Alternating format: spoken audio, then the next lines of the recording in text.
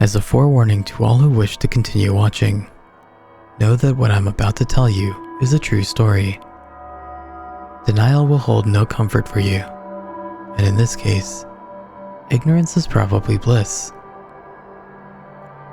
In 1817, a man named John Bell purchased a large amount of farmland in Robertson County, Tennessee.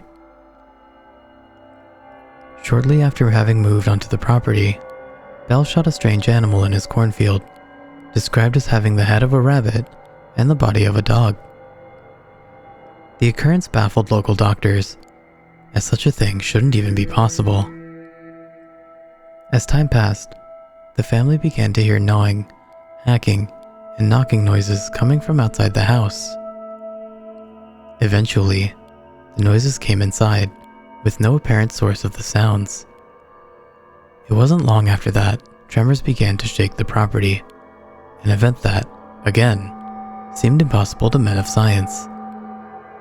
After a while, faint whispers began to haunt the family, growing ever louder over time. They haunted the Bells and all visitors, scaring most people away before they even reached the house.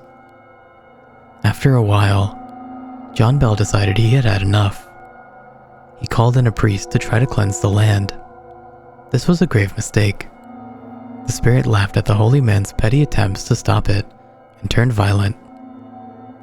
Tables and chairs were thrown at him, even as he held a crucifix in holy water. Could it be that God himself was powerless to this monster?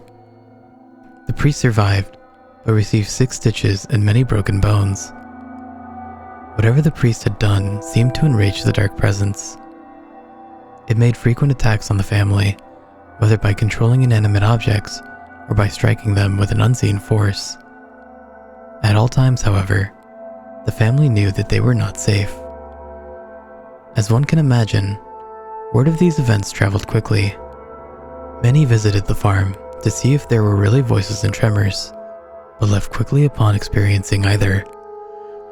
One brave skeptic chose to stay the night and was welcomed to the guest room in the house. As he was falling asleep, he claimed to have felt a strange presence crawl up next to him in bed.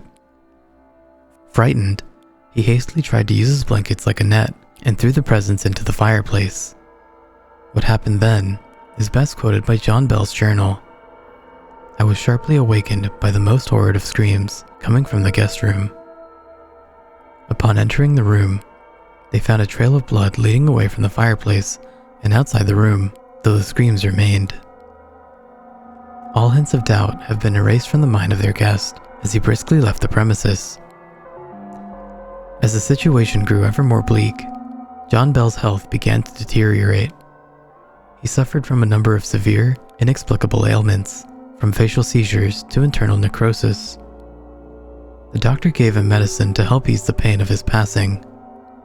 One day, they found him lying dead on his bed. It seemed someone had switched out his medicine for poison, which they confirmed upon force-feeding it to the cat. Even at his funeral, the presence did not let up.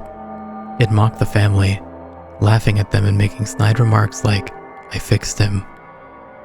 Even to this day, John Bell is the only obituary classified as murder by ghost. It is said that if you go to the property today, you can still feel a dark, malicious presence, though it is significantly tamer today than it once was. So what was it about John Bell that made him a target? He was a seemingly normal man with a seemingly normal family, yet for some reason, the presence haunted him to his death. Why did it go through so much effort just to torment and kill this one man? And worst of all, what's to stop it from happening again?